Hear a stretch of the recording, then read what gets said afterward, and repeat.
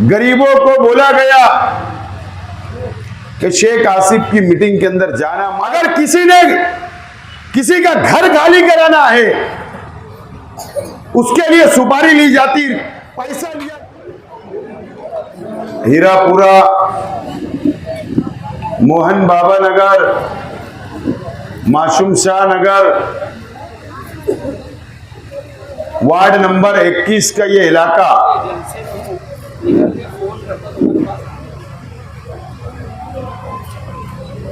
आज हम लोग असेंबली का इलेक्शन आप लोगों के सामने, आप लोगों के इलाके के अंदर वोट की अपील करने के लिए आए हैं। और सबसे पहले मैं आप लोगों से अपील करता हूं, मेरी मां बहनों से अपील करता हूं कि 20 तारीख को असेंबली का इलेक्शन होने जा रहा है और मेरा निशान ऑटो रिक्शा है, 3 नंबर का बटन है। आप लोग मुझको वोट देकर भारी अक्सरियत से कामयाब करें, मैं सबसे पहले आप लोगों से अपील करता हूं। मुझको मालूम हुआ कि कल से इस इलाके के अंदर कई लोगों को धमकाया जा रहा है, मीटिंग में जाना मत। कई हमारे गरीब मजदूर भाइयों के कारखाने में जाकर धमकाया गया। कई गली गली के अंदर घूमकर गरीबों को बोला गया कि शेख आसिफ की मीटिंग के अंदर जाना मत, और नहीं तो हमारा वहां पर कैमरा रहने वाला है और तेरा फोटो आ जाएगा तो बाद में देखो बहुत मारेगी। नागिन तो फोटो खींच लेती। इसीलिए वो मेरे तमाम ही हमदर्द जिनको धमकियां दी गई, जलसे के आसपास गलियों के अंदर बैठकर मेरी तकरीर सुन रहे हैं, जो लोग मेरी तकरीर सुन रहे हैं मैं उनका भी शुक्रिया अदा करता हूं। मुझे पता है कि इस इलाके के अंदर रहने वाले ज्यादातर लोग किला, इस्लामाबाद, रसूलपुरा, रविवार वार्ड से रहने यहां पर आए हैं और बेलबाग से, खुशामतपुरा, इस इलाके से आप लोग यहां पर रहने के लिए आए। और आपको क्या पता था? आपने तो यह सोचा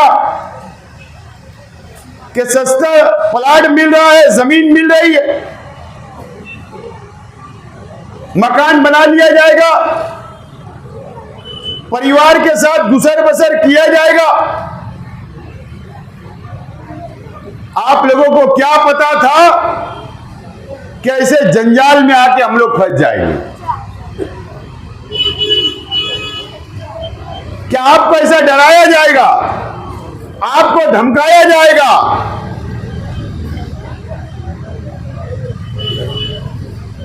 कई वर्षों से इस्लामाबाद, रसूलपुरा, किला, रविवार वार्ड की आवाम जुल्म सह रही है।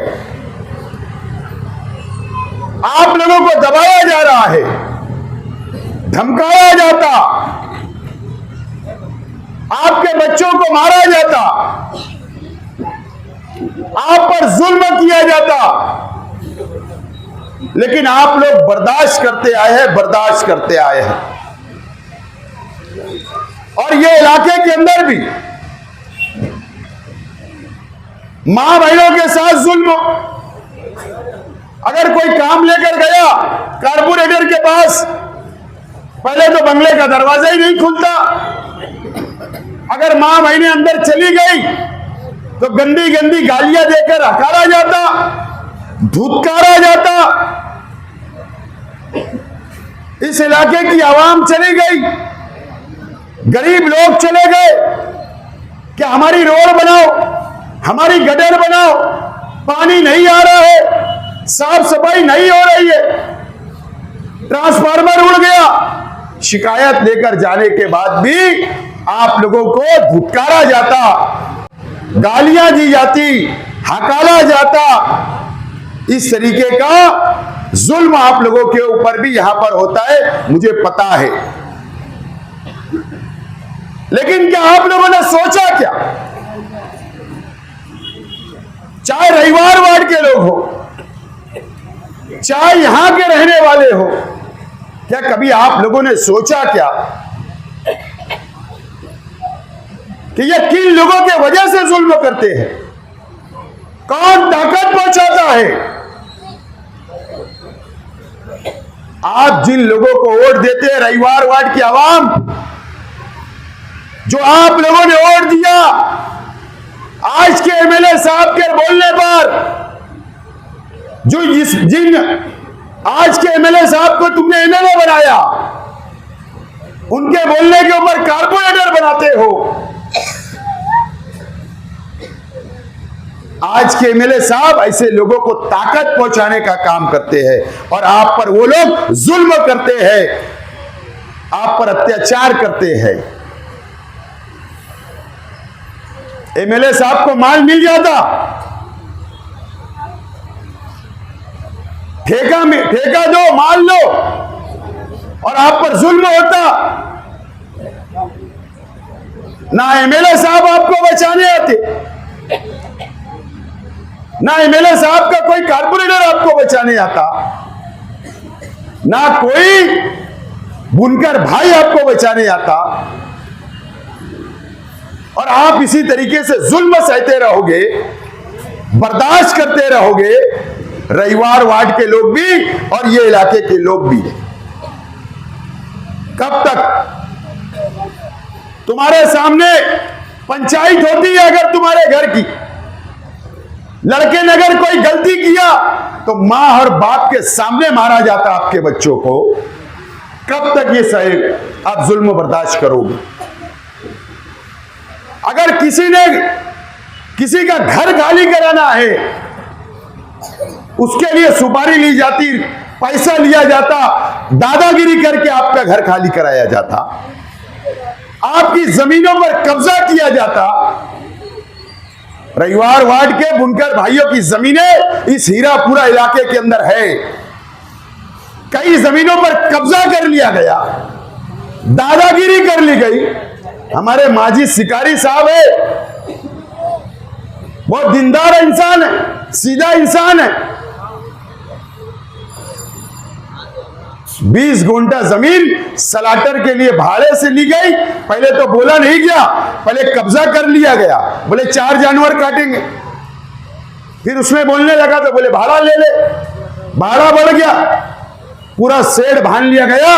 20,000 स्क्वायर फीट जमीन, 20 गुंठा जमीन पर आज तक कब्जा कर लिया गया है, भाड़ा भी बंद कर लिया गया है। वो बेचारा परेशान घूम रहा है। 2 नंबर का धंधा तुम्हारे तरफ। इस तरीके का जुल्म कई बुनकर भाई, मैं नाम ले सकता हूं, रविवार वार्ड के लोगों का कई जमीनों में कब्जा कर लिया गया। पंचायत के नाम पर तोड़ी की जा रही है।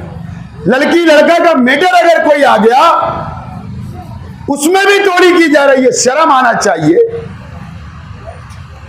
किसी के बाल बेटियों के पंचायत में भी पैसा खा लिया जा रहा, बोले फीस लगेगी फीस। किसी का कारखाना खाली करवाने का भी पैसा लिया जाता। कब तक जुल्म सहोगे आप? और किसके लिए? एमएलए साहब के लिए, जो आपको बचाने नहीं आते।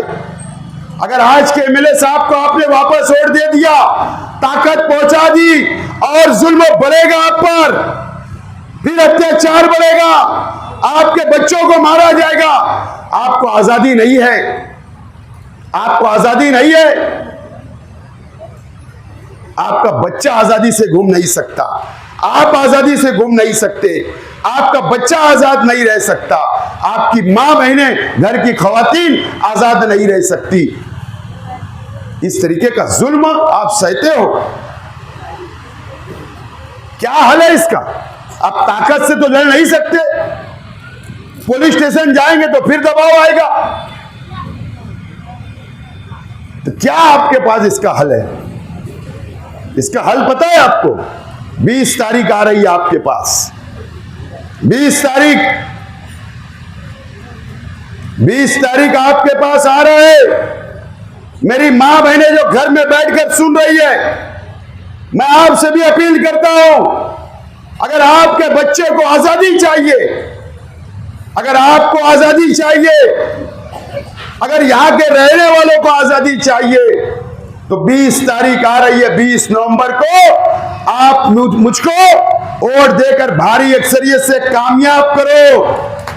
मैं आपसे वादा करता हूं और इसीलिए जानबूझकर मीटिंग लिया हूं, आपसे वादा करने आया हूं। अगर आपको आजादी चाहिए कानून के मुताबिक, तो आज वादा करने आया हूं, मुझको कामयाब करो, मुझको वोट दो, मैं आपको कानून के मुताबिक आजादी दिलाऊंगा। ये वादा करने आज आपके बीच में आया हूं। आज ये वार्ड का क्या हाल है? ना रोड है, ना गटरे हैं, ना कोई सहूलत नहीं है, कोई बुनियादी सहूलत नहीं। ये रोड देखिए, वहां मेन रास्ता देखिए, अंदर की रास्ते देखो, बहुत हालत खराब है। कौन जिम्मेदार है मुझे बताइए? 5 साल पहले एमएलए साहब को वोट दिया, उन्होंने एक काम किया कि आप कारपोरेटर आपने चुन कर दिया। मैंने तो मेरे भाई को खड़ा किया था, खालिद हाजी को, अगर उसको चुन कर देते अब तक तुमको आजादी भी मिल जाती, काम भी हो जाता, आजाद जिंदगी गुजारते। ठीक है, गलती हो गई, लेकिन आप गलती मत करो।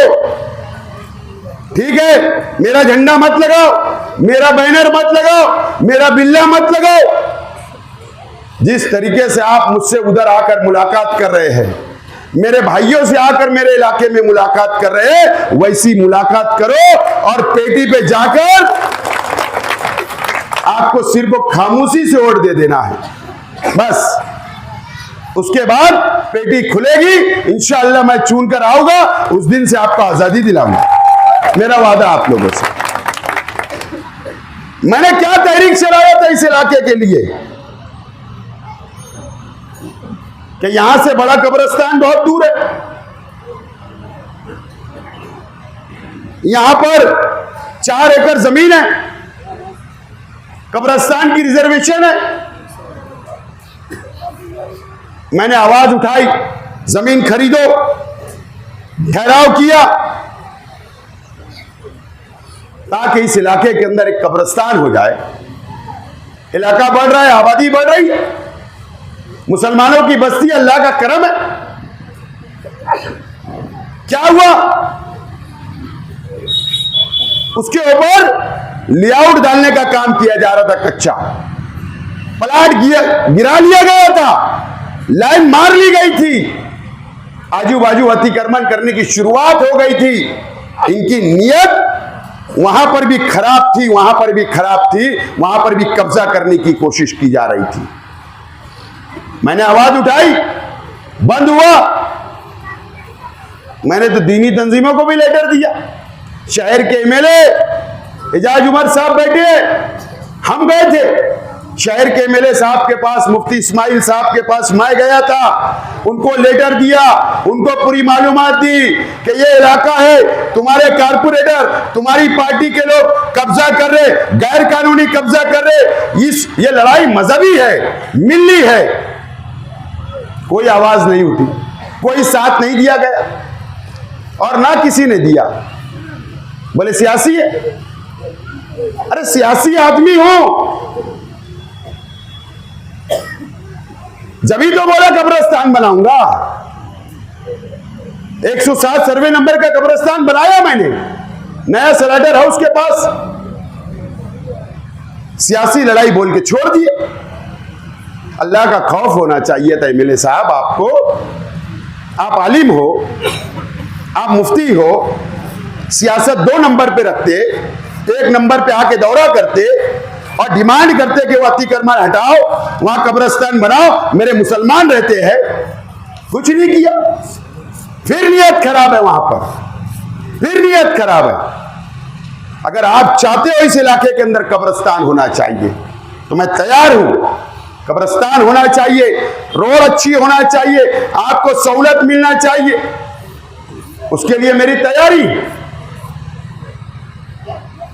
मैं आज आपसे वादा करने आया हूं एक और, भिकन शाह दरगाह का जो पुल बना, शेख रशीद साहब मरूम, उस वक्त शेख रशीद साहब पहले एमएलए बने 99 में, उस वक्त मुझे याद है कि 5 लाख कई था सिर्फ वो पैदल ब्रिज, सिर्फ वो 5 लाख रुपये में बना था।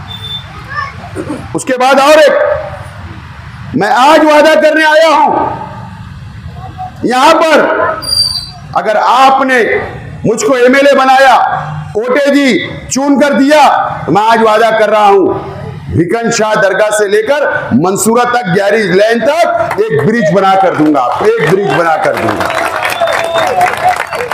ताकि आप लोग मंसूरा के रास्ते से डायरेक्ट यहां आ जाओ, वहां चले जाओ, धंधा व्यापार बढ़ेगा, रोजगार बढ़ेगा। इस रोड के ऊपर जितने मकानात है उनका रोजगार बढ़ेगा, वहां से गाड़ियां आने लगेगी, धंधा व्यापार बढ़ेगा, और हमारे गैरेज लेन वालों को भी जाने के लिए आसानी, मंसूरा के बच्चों के लिए भी जाने के लिए आसानी, मंसूरा की बच्चियों के लिए भी आसानी, सब आसानियां होगी। हमारे बच्चे बाहिफाजत इधर से आएंगे, मौसम पुल पे से जाना नहीं पड़ेगा, ये ब्रिज से आना नहीं पड़ेगा। मैं आज वादा करता हूं, दो मुझको चुनकर, मैं करके देता हूं काम। मैं चाहता हूं इलाके का काम हो, कोई भेदभाव नहीं, ये मेरा शहर है, यह हमारा अपना शहर है। मैं हर इलाके में काम करने के लिए तैयार हूं, हर इलाके के अंदर। लेकिन हम मुसलमान हैं, एक अल्लाह, एक रसूल, एक कुरान को मानने वाले, हमारे अंदर कोई भेदभाव नहीं। हम जब मस्जिद में जाते हैं तो इमाम साहब के सामने अल्लाह अकबर बोलकर नियत कर